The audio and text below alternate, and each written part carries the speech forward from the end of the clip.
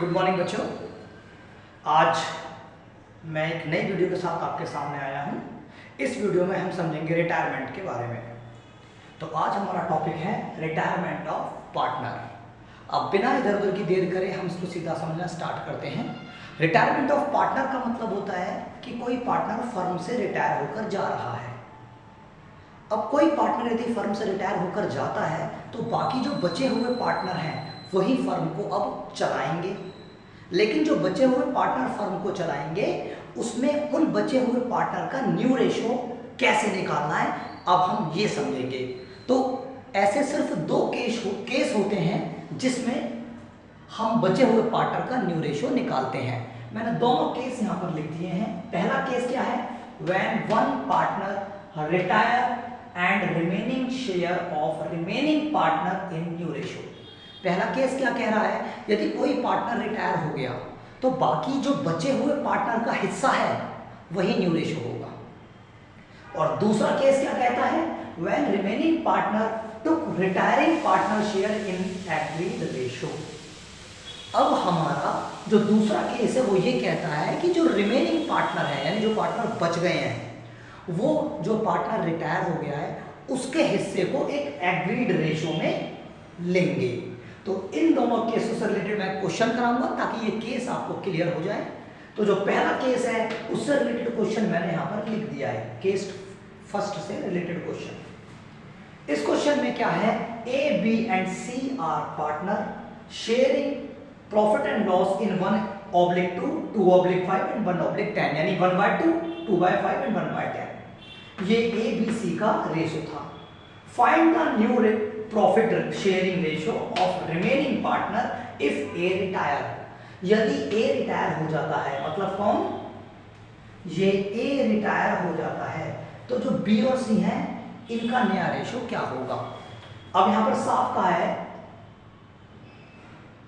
कि find the new ratio sharing of remaining partner if, यानी ए retire हो रहा है तो बाकी बचे हुए पार्टनर का नया रेशो क्या होगा। देखो सबसे पहली बात, अगर आपके जो पार्टनर्स हैं उनका ओल्ड रेशो ऐसे फ्रैक्शन में दिया है तो पहले इन फ्रैक्शन के डिनोमिनेटर को हमें इक्वल करना पड़ेगा। और इक्वल कैसे करते हैं? एलसीएम लेके। तो सबसे पहले मैं इन फ्रैक्शन वाले जो एबीसी के रेशो दे रखे हैं इनको मैं एलसीएम लेके क्या करूंगा? इनके डिनोमिनेटर इक्वल करूंगा। तो देखिए कैसे करना है। ए बी सी 1/2, 2/5, 1/10 ये तीनों का रेशो है। अब इन तीनों का एलसीएम लेंगे तो आएगा 10 एलसीएम ले लिया। अब 2 से 10 को डिवाइड करो तो 5 बार जाता है और जितनी बार गया है उसकी मल्टीप्लाई 1 में यानी न्यूमरेटर में करो। 5 × 5। सेम ऐसे ही 5 को 10 से डिवाइड करो 2 बार जाएगा और जो 2 आया है उसकी मल्टीप्लाई ऊपर न्यूमरेटर में करो। 2 × 2 = 4। फिर 10 से न्यूमरेटर डिनोमिनेटर से नीचे 10 को डिवाइड करो तो 1 आएगा। 1 की मल्टीप्लाई न्यूमरेटर में करो तो 1। तो अब आप देखोगे हमारा रेशो क्या हो गया? 5:4:1। अब सबके नीचे देखो 10 आ जाएगा। 5/10, 4/10, 1/10। ठीक है ना? तो अब हमारा रेशो जो हो गया है 5:4:1 है। यानी ए का रेशो 5, बी का 4 और सी का 1। अब क्वेश्चन में क्या कहा है कि ए रिटायर हो गया है। ए मतलब ये जिसका रेशो क्या था 5, ये रिटायर हो गया है तो बाकी बी और सी का न्यू रेशो जो होगा वो होगा 4:1। बस यही होगा न्यू रेशो। तो पहला केस जो था वो इस तरीके से होगा। कोई पार्टनर यदि रिटायर हो गया है तो बाकी जो नए बचे हुए पार्टनर का रेशो है वही न्यू रेशो हो जाएगा। और पहले केस में मैंने यही बताया था। When one partner retire and remaining share of remaining partner is new ratio। यदि कोई एक पार्टनर रिटायर हो जाता है जैसे ए हो गया तो बाकी जो रिमेनिंग पार्टनर है मतलब बचे हुए पार्टनर बी और सी, यहाँ पर बी और सी बच रहे हैं तो बचे हुए पार्टनर का रेशो 4:1 है ना, यही न्यू रेशो भी हो जाएगा। ठीक है? तो पहला केस ये है। अब समझते हैं सेकंड केस। तो बच्चों केस सेकंड करते हैं हम। केस सेकंड में मैंने बताया था when remaining partner took retiring partner share in agreed ratio, यानी जो बचे हुए पार्टनर हैं अब उनका जो नया रेशो होगा, यानी जो बचे हुए पार्टनर है उनका नया रेशो कैसे निकालना है। जो पार्टनर रिटायर हुआ है, जो पार्टनर रिटायर हो गया है, उसका हिस्सा, रिटायर पार्टनर का हिस्सा अब बचे हुए पार्टनर लेंगे, लेकिन एक एग्रीड रेशो में, यानी जो पहले से तय कर लिया है उस हिसाब से लेंगे। एग्जाम्पल के तौर पे समझिए, जैसे एक सेब है, वो 3 पर्सन में बढ़ता था, ए, बी और सी। अब सेब जो है उसमें से बी तो चला गया, पर सेब एक आया है फिर से, तो वो एक सेब अब ए और सी दो में बटेगा। ए, बी, सी 3 पार्टनर थे, बी रिटायर हो गया तो ए और सी बचे हैं। तो जो सेब पहले तीनों में बढ़ता था अब दोनों में बटेगा। लेकिन वो दोनों जो बचे हुए पार्टनर है वो क्या कह रहे हैं, उनमें से एक कह रहा है मैं सेब का आधे से ज्यादा हिस्सा लूंगा और तुम्हें आधे से कम मिलेगा, है ना। तो यहां पर क्या हो रहा है, ये बचे हुए पार्टनर किसी निश्चित रेशो में जो सेब है उसको बांट रहे हैं, ठीक है। अब ऐसे ही मैंने क्वेश्चन लिया है, तो क्लियर समझते हैं। ए, बी, सी पार्टनर है, शेयरिंग कर रहे हैं profit loss 5:3:2। B retire from firm, B retire हो गया है फर्म से, and his share taken by A and C in 2:1। यानी क्या कह रहा है, ए, बी, सी 3 पार्टनर थे, बी फर्म छोड़ के चला गया है और बी का शेयर कितना था 5:3:2, यानी 3/10, 3/10 बी का शेयर था, और रिटायर फ्रॉम फर्म बी छोड़ के चला गया है।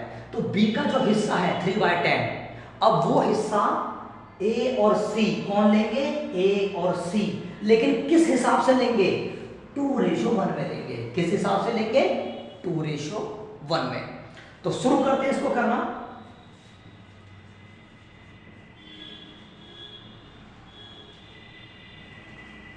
सबसे पहले हम लिखेंगे ए, बी, सी का ओल्ड शेयर 5:3:2, ठीक है।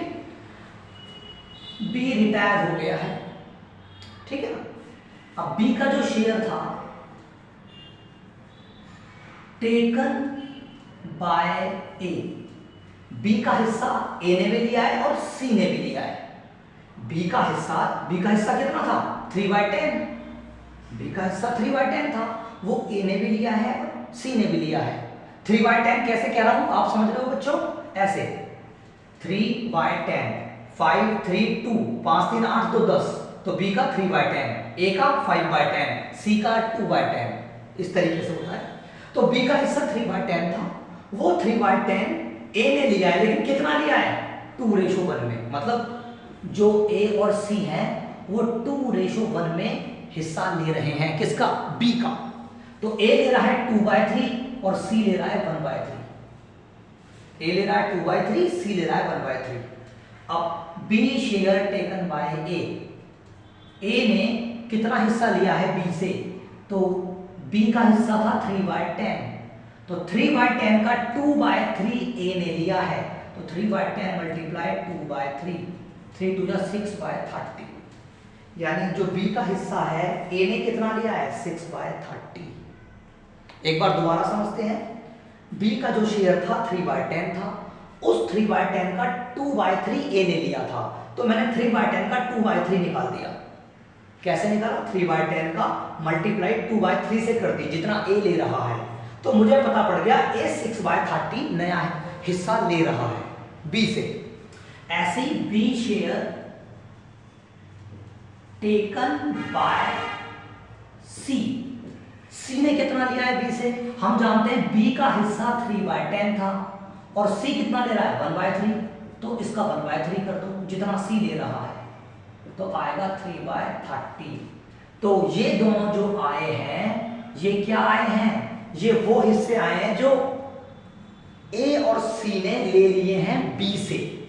ए ने लिया है 6/30 और बी ने लिया है 3/30, मतलब जब बी चला गया तो उसका जो प्रॉफिट का हिस्सा था अब वो बचे हुए पार्टनर ने आपस में ले लिया, तो ए के हिस्से में आया 6/30 और बी के हिस्से में आया 3/30 जो बी से लिया है। ए के हिस्से में आया 6/30 और सी के हिस्से में आया 3/30 जो इन दोनों ने बी से लिया है। तो अब इनका न्यू रेशियो निकालते हैं, तो ए का न्यू शेयर जो होगा वो क्या होगा, ए का पुराना कितना था जरा पता करो, ए का पुराना था 5/10, ए ने कितना और ले लिया, ए ने ले लिया 6/30, तो प्लस 6/30, एलसीएम ले लो 30 आ जाएगा, 10 3 जा 3 5 जा 15 प्लस 30 1 जा 1 6 जा 6, तो 15 और 6 कितना हो गया 21/30। ये आ गया बेटा हमारा किसका शेयर, ए का नया शेयर। ऐसे बी का निकालते हैं, बी का नया शेयर कैसे निकलेगा, बी का जो पुराना शेयर था, सॉरी बेटा सी का, सी बचा है ना, बी तो रिटायर हो गया, सी का नया शेयर क्या होगा, पुराना था 2/10 और सी ने कितना ले लिया बी से 3/30, तो 3/30, इनका एलसीएम लीजिए 30 आ जाएगा, 10 से 3 बार जाएगा, 3 2 जा 6 प्लस 30 से 1 बार जाएगा, 1 3 जा 3, तो 6 3 9/30, यानी इसका 9 सी का नया शेयर 9/30 और ए का 21/30, तो नया शेयर कितना आ गया 21:9, ऊपर ऊपर का उठा दो इनके, 21:9 नया शेयर हो गया।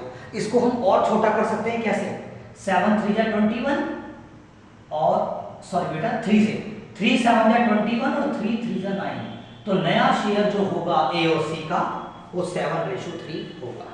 तो ये दोनों केस का मैंने रिटायरमेंट का बता दिया है। यही 2 केस होते हैं सिर्फ रिटायरमेंट में जिनसे हम न्यू रेशो निकालते हैं। ठीक है, अब हम नेक्स्ट टॉपिक समझते हैं, treatment of goodwill in retirement. तो बच्चों अब हम क्या करते हैं नेक्स्ट टॉपिक रिटायरमेंट का, कि यदि पार्टनर रिटायर हो रहा है तो ट्रीटमेंट ऑफ गुडविल क्या होगी। ठीक है,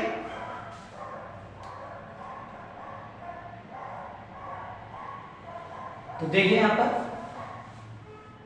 गुडविल को ट्रीट करने के मैंने 3 तरीके बताए हैं। ट्रीटमेंट ऑफ गुडविल रिटायरमेंट, यानी रिटायरमेंट में गुडविल 3 तरीकों से ट्रीट करी जा सकती है। जैसा क्वेश्चन में कहा है हमें उस हिसाब से ट्रीट करनी होगी। अब देखिए जैसे पहला केस क्या है, goodwill account is not raised in book of account, मतलब जो गुडविल अकाउंट है वो हमें बुक ऑफ अकाउंट में नहीं दिखाना है, जो गुडविल है वो हमें कहीं भी बैलेंस शीट में नहीं दिखानी है। एक केस तो ये है। दूसरा केस है goodwill is raised at full value and written off. दूसरा केस क्या कह रहा है कि गुडविल को दिखाओ और फिर पूरी तरह से खत्म कर दो, गुडविल दिखाओ और फिर पूरी तरीके से खत्म कर दो। तीसरा goodwill is raised to the extent of retiring partner. तीसरा केस क्या कह रहा है कि जो गुडविल है उसे वहीं तक दिखाओ जहां तक रिटायरिंग पार्टनर को मिल रही है और फिर जितनी रिटायरिंग पार्टनर को मिली है उसको राइट ऑफ कर दो। ठीक है, तो ये 3 केस हैं गुडविल को ट्रीट करने के। अब मैं इन तीनों केसों को एक एक करके समझाऊंगा और उनसे रिलेटेड क्वेश्चन कराऊंगा। जैसे ये है पहला केस, और पहला केस से रिलेटेड हम एक क्वेश्चन करते हैं और फिर समझेंगे। तो देखिए बच्चों फर्स्ट केस में क्या होगा ट्रीटमेंट ऑफ गुडविल में। केस फर्स्ट ये था कि goodwill account is not raised in the book of account, यानी जो गुडविल है पूरी फर्म की, जब पार्टनर रिटायर होता है उस टाइम पूरी फर्म की गुडविल देखते हैं कि है कितनी, फिर उसी गुडविल के हिसाब से रिटायरिंग पार्टनर को गुडविल में हिस्सा दिया जाता है। जो रिटायर होकर जा रहा है उसको हिस्सा दिया जाता है कि लो तुम्हारा हिस्सा इतना है। तो जो गुडविल पहले केस की होती है कि गुडविल इज नॉट रेज्ड, यानी गुडविल बैलेंस शीट में नहीं दिखा रहे हैं, हम सीधा उसको एडजस्ट कर देंगे। ठीक है ना, वो जो नया पार्टनर गुडविल लेकर जा रहा है उस गुडविल का असर हमारी बैलेंस शीट में नहीं होना चाहिए। तो उसके लिए क्या काम करते हैं हम, ट्रीटमेंट गुडविल कैसे करते हैं, उसके लिए हमें एक एंट्री पास करनी होती है। जो पहला केस दे रखा है इसके लिए हमें एक एंट्री पास करनी होती है, और एंट्री क्या होती है, gaining partner capital account debit to sacrificing partner capital account. यानी जो गेन कर रहे हैं पार्टनर उनको तो कर दो डेबिट, और जो सैक्रिफाइस कर रहे हैं पार्टनर उनको कर दो क्रेडिट। ठीक है ना, तो ये जनरल एंट्री होती है किस केस में, यदि गुडविल को क्या करना हो, रेज्ड नहीं करना। क्वेश्चन में क्लियर लिखेगा कि गुडविल इज नॉट रेज्ड। यदि क्वेश्चन में कुछ नहीं लिखता कि रेज्ड हुई है या रेज्ड नहीं हुई, तो भी आपको gaining partner capital account debit to sacrificing partner capital account, ये जनरल एंट्री करनी पड़ेगी। और यदि कह देता है कि रेज्ड नहीं हुई तब भी ये एंट्री करनी है। यानी चाहे ऐसा कहता है गुडविल इज नॉट रेज्ड, तब भी यही एंट्री, यदि कुछ नहीं कहता कि रेज्ड हुई है या नहीं हुई तो भी यही एंट्री होगी। Gaining partner debit to sacrificing partner capital account. अब करते हैं इसका क्वेश्चन। तो देखिए बच्चों, goodwill account is not raised in the book of account. जब गुडविल रेज नहीं होती तो क्वेश्चन क्या है, Suresh Ramesh Naresh Monu are partners sharing profit loss 2:1:2:1 on Naresh retirement, value of goodwill 72,000. Suresh, Ramesh and Monu decided future profit equally, future profit and loss equally pass necessary journal entry। ठीक है, तो question में ये कहा गया है कि सुरेश, रमेश, नरेश और मोनू 4 पार्टनर थे, उनका रेशो 2:1:2:1 था। ऑन नरेश रिटायरमेंट, यानी जो नरेश है वो रिटायर हो गया है, सिर्फ सुरेश, रमेश और मोनू 3 पार्टनर बचे हैं। नरेश रिटायर हो गया है और जब रिटायर हुआ है तो जो वैल्यू ऑफ गुडविल, यानी जो गुडविल है पूरी फर्म की वो 72,000 है। Suresh, Ramesh and Monu decided future profit loss equally. अब सुरेश, मोनू और रमेश ने क्या डिसाइड करा है कि हमारा फ्यूचर प्रॉफिट लॉस बराबर होगा। जो पर्सन जाना है उसे जाने दो, अब उसके जाने के बाद हमारा प्रॉफिट रेशो इक्वली होगा। और उस टाइम जो गुडविल है फर्म की, मैंने बताया था कि जब रिटायर हो जाता है पर्सन तो रिटायरमेंट के टाइम पर पूरी फर्म की गुडविल पता करते हैं है कितनी, ताकि रिटायरिंग पार्टनर को उसके हिस्से की गुडविल दे सकें। अब यहाँ पर जो फर्म की गुडविल है 72,000 दे रखी है, यानी रिटायरमेंट के समय जो गुडविल थी। अब ये कह रहा है आपको एंट्री पास करनी है, यानी ट्रीटमेंट ऑफ गुडविल की ट्रीटमेंट करनी है। अब इस क्वेश्चन में कहीं भी नहीं कह रखा कि गुडविल रेज्ड करनी है या नहीं करनी, तो अगर कुछ नहीं कह रखा तो हम कौन सी एंट्री पास करते हैं, मैंने अभी बताया था, gaining partner capital account debit to sacrificing partner capital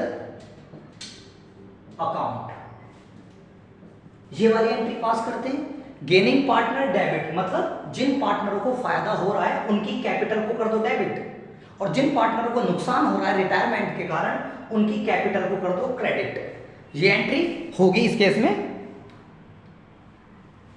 अब इस क्वेश्चन को करके समझते हैं कैसे। देखिए,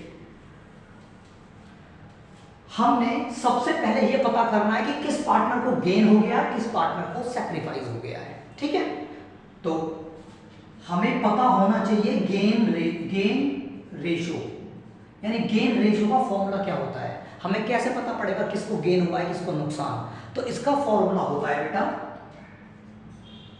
new share minus old share. इस फॉर्मूले से हम ये पता कर सकते हैं किसको फायदा हुआ है रिटायरमेंट से और किसको नुकसान। अब सबसे पहले हम निकालते हैं सुरेश का गेन, सुरेश का गेन कि सुरेश को गेन हुआ है या सैक्रिफाइस, अभी पता पड़ जाएगा। चलो देखते हैं, मैं यहां पर लिख रहा हूं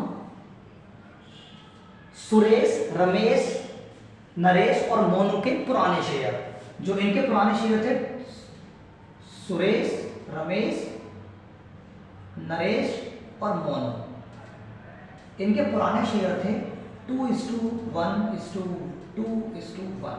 ठीक है, अब क्योंकि नरेश तो रिटायर हो चुका है, अब कौन बचे हैं सुरेश, रमेश और मोनू। इन तीनों ने क्या कहा है, इनका नया रेशो क्या होगा 1:1:1, ये नया रेशो होगा। ठीक है, अब आते हैं कि सुरेश को गेन हुआ है या सैक्रिफाइस। फॉर्मूला क्या है गेन निकालने का, न्यू माइनस ओल्ड। न्यू कितना है 1/3 माइनस ओल्ड कितना है 2/6। ठीक है, 2 to 4 1/6। तो अब एलसीएम लेंगे तो 6 आएगा, 3 2 जा 2 1 जा 2 माइनस 6 1 जा 1 2 जा 2, तो 0। मतलब सुरेश को ना तो गेन हुआ ना ही सैक्रिफाइस हुआ, तो सुरेश को कुछ भी नहीं हुआ। ठीक है, तो इसको क्या करेंगे no gain and no sacrifice. Suresh को। अब दूसरा कौन है? रमेश। रमेश का चेक करते हैं। रमेश का जो शेयर था, जो न्यू था, रमेश का न्यू 1/3 माइनस रमेश का ओल्ड कितना है? 1/6। एलसीएम लोगों तो 6 आएगा, 3 2 जा 6, 2 1 जा 2 माइनस का 6 1 जा 1 1 जा 1, 1/6। यानी रमेश को गेन हो रहा है। रमेश को क्या हो रहा है? गेन 1/6 से। ठीक है ना। अब तीसरा कौन है? नरेश तो रिटायर हो गया है, इसको तो सैक्रिफाइस ही होना है। जो रिटायर हो गया उसे तो सैक्रिफाइस ही होना है। मोनू की बात करते हैं। मोनू का नया शेयर था 1/3 माइनस मोनू का नया कितना है? 1/6। एलसीएम लोगों तो 6 आएगा, 3 2 जा 2 1 जा 2 माइनस का 6 1 जा 1 1 जा 1, 1/6। ये इसको भी क्या हो रहा है? गेन। अब दोनों नीचे इक्वल है तो ऊपर ऊपर के उठा लो, यानी जो गेन हुआ है, क्या गेन, वो गेन हुआ है 1:1 का। किनको? रमेश को और मोनू को। सिर्फ इन दोनों को ही गेन हुआ है, सुरेश को तो कुछ हुआ ही नहीं है, तो इसको एंट्री से ही बाहर कर देंगे। तो हमें ये पता पड़ गया कि नरेश के रिटायरमेंट के बाद किस पार्टनर को गेन हुआ है और किसको सैक्रिफाइस। तो सीधी सी बात है, रमेश और मोनू को ही गेन हुआ है, तो सैक्रिफाइस किसको हुआ है? जो रिटायर हुआ है, सिर्फ सैक्रिफाइस उसको हुआ है। सुरेश को तो कुछ हुआ ही नहीं, तो उसे बाहर निकाल दिया एंट्री से। तो अब करते हैं इसकी जर्नल एंट्री। जर्नल एंट्री देखिए क्या होता है। मैंने बताया जर्नल एंट्री क्या होगी? Gaining partner debit to sacrificing partner. ठीक। अब गेनिंग पार्टनर कौन है? रमेश और मोनू। तो यहां पे लिखो रमेश कैपिटल अकाउंट। ठीक है, थोड़ा बड़ा करते हैं बेटा इसको, जगह थोड़ी है।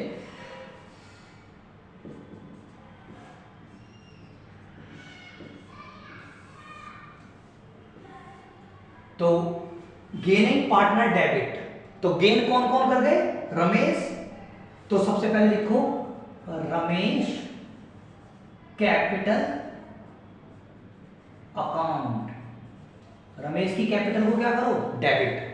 दूसरा क्या कहता है? और कौन गेन हुआ है? मोनू भी गेन हो रहा है, तो क्या लिखो? Monu capital account debit. Monu को भी गेन हो रहा है। जो जिन दो पार्टनर को गेन हो रहा था मैंने डेबिट कर दिए, क्योंकि यही एंट्री कहती है। और जिन पार्टनर को सैक्रिफाइस हुआ है उसे क्रेडिट करो। किसको? सिर्फ नरेश को सैक्रिफाइस हुआ है क्योंकि वो रिटायर हो रहा है, तो लिख दो टू नरेश कैपिटल। ये जनरल एंट्री पास हो गई। अब बात आती है सर कितने कितने अमाउंट से इनको गेन हुआ है और इसको कितने अमाउंट से सैक्रिफाइस हो गया। रमेश और मोनू को कितने कितने रुपए से गेन हुआ है, तो अब कैसे निकालेंगे? हम जानते हैं पूरी फर्म की गुडविल कितनी है? 72,000। अब इस 72,000 में जितना नरेश को नुकसान हो रहा है, यानी नरेश को जितनी गुडविल दी जाएगी वो निकाल लो। तो यहां पे लिखते हैं Naresh share of goodwill. Naresh की गुडविल कितनी है? पूरी फर्म की 72,000 थी, इसमें नरेश के शेयर से मल्टीप्लाई कर दो। नरेश का शेयर कितना है बच्चों? 2/6। अब इसको काट दो, 6 12 जा 72,000 और 12 2 जा 24,000, यानी 24,000 जो है नरेश की गुडविल है। जो पार्टनर जा रहा है उसके हिस्से की गुडविल 24,000 है। और ये 24,000 किसमें बट जाएगी? ये जो गुडविल है नरेश की 24,000 ये गेनिंग पार्टनर्स में बट जाएगी। मतलब जिन पार्टनर को फायदा हुआ है ना, इस गुडविल का भुगतान वो करेंगे। मैंने डेबिट करी है ना कैपिटल रमेश और मोनू की, इनको ही तो गेन हो रहा था। तो जिन पर्सन्स को गेन हुआ है, फायदा पहुंचा है, वही नरेश को 24,000 रुपए देंगे। और किस हिसाब से देंगे? गेनिंग रेशो के हिसाब से। किस हिसाब से? गेनिंग रेशो के हिसाब से। गेनिंग रेशो आया 1:1। इस 24,000 को 1:1 में बांटोगे तो 1/2, 12,000 आ गया एक का, और दूसरे का भी क्या है? 1/2, तो 12,000 इसका आ गया। मतलब रमेश के में 12,000, इसके में भी 12,000 डेबिट और टोटल नरेश के में 24,000 क्रेडिट। बात समझ में आई? तो ये ट्रीटमेंट ऑफ गुडविल के पहले केस की जर्नल एंट्री होती है। एक बार शॉर्ट रिवीजन दे देता हूं मैं। इसमें 4 पार्टनर थे जिसमें से नरेश रिटायर हो रहा था। सबसे पहले हमने ये पता करा कि ये गुडविल रेज्ड का क्वेश्चन है या गुडविल नॉट रेज्ड का क्वेश्चन है। तो यहाँ पर ऐसी इंफॉर्मेशन कुछ दी नहीं है कि नॉट रेज्ड या रेज्ड, इस तरह के वर्ड लिखा नहीं है, तो हम मानेंगे ये नॉट रेज्ड का ही क्वेश्चन है।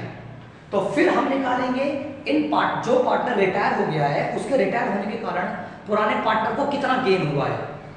तो जब हमने फॉर्मूला लगाया गेन का न्यू माइनस ओल्ड, तो हमें पता पड़ा कि गेन जो हुआ है 1/6 रमेश को, 1/6 मोनू को हुआ है।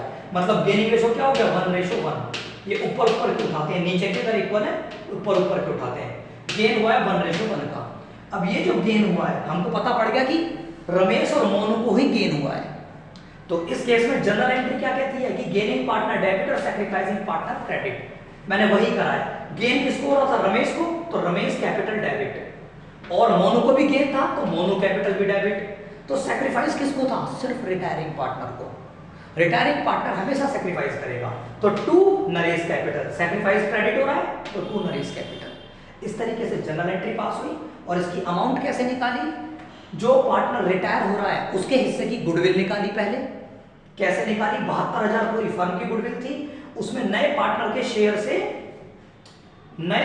शेयर से मल्टीप्लाई कर दी तो नरेश की गुडविल आ गई 72,000 इंटू 2/6, 24,000 नरेश की गुडविल थी। और उस 24,000 को गेनिंग रेशो में बांट दिया जो 12/12 आया। तो ये हो गया क्वेश्चन खत्म। अब करते हैं इसकी second treatment, when goodwill is full raised and written off immediately. तो सेकंड ट्रीटमेंट करते हैं। ओके बच्चों, ये वीडियो थोड़ी ज़्यादा लंबी हो गई है, आधे घंटे की होने वाली है अप्रॉक्स। मैं नेक्स्ट वीडियो में इसके बचे हुए केसेस कराऊंगा। Thank you.